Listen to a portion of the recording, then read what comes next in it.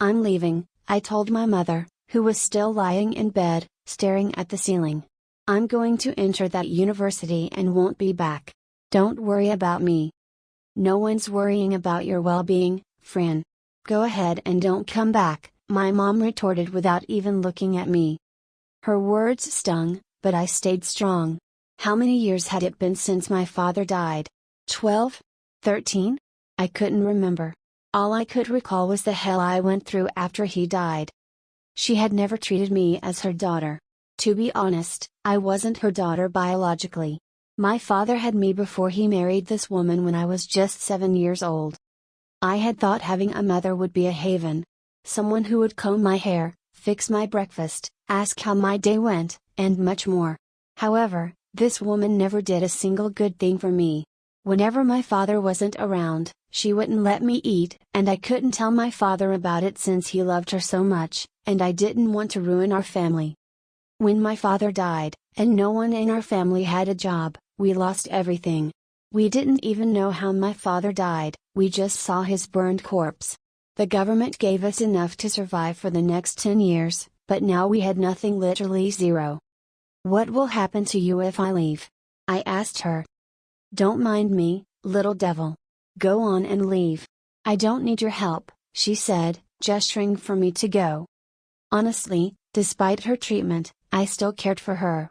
Even though, me like a monster, I was still glad she stayed after my father died, even though she could have had any man she wanted in our district. Perhaps she really loved my father. As I ventured out of the house, I saw my only friend 𝖗𝖊𝖇𝖊𝖈𝖈𝖆'𝖘. He worked for the government but managed to get a day off to see me off. Are you sure you want to enter that university? It's risky, 𝖗𝖊𝖇𝖊𝖈𝖈𝖆'𝖘 tried to convince me multiple times not to attend. We thought it was just a legend, as no one had ever come out alive. But they said that one girl had managed to escape and make a fortune, living in another district full of wealthy people. I'm not weak, 𝖗𝖊𝖇𝖊𝖈𝖈𝖆'𝖘. Thanks to my stepmother, I rolled my eyes. Rumor has it that many girls died there, 𝖗𝖊𝖇𝖊𝖈𝖈 added, so I stopped and looked at him. I'll die either way, 𝖗𝖊𝖇𝖊𝖈𝖈𝖆𝖘.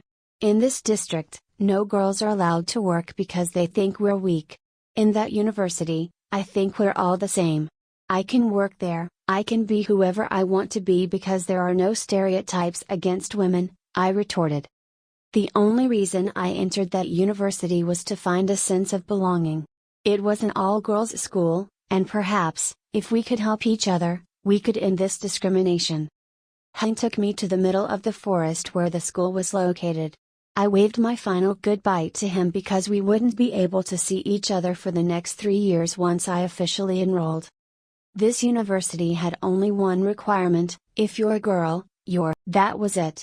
I didn't know whether to be happy because I was born a girl and got this opportunity, or angry because if I were a man, I wouldn't need to risk my life for this institution. Welcome. A girl with long black hair smiled at me. Her eyes were big and complimented her beauty. She was wearing a crown, which I found unusual at first.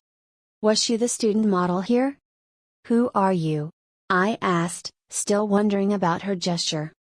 My name's Charlotte, the Violet Visionary. I've been waiting for you, Soroka. She smiled sweetly at me and hugged me. Just Freen. People in my district call me Freen, I told her. Okay, Freen. Welcome to paradise, Charlotte smiled and opened another gate, the entrance of the school. There were plenty of flowers, like a flower farm. It was indeed a paradise for girls who loved flowers, just like me. Don't be amazed by this, there's a lot more inside, Charlotte said, pulling me inside.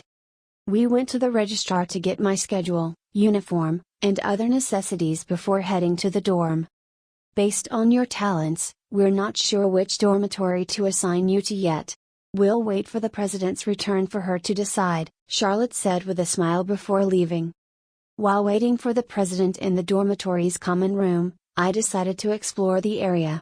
I was amazed by the pictures displayed in the common room. Everyone looked so happy. Why did everyone say that entering this school would make your life miser? I think we have a newbie, I heard a girl from behind, so I turned to see. Before I could say anything, her friends grabbed me and tied me to a chair. The next thing I knew, they were punching, slapping, and criticizing me.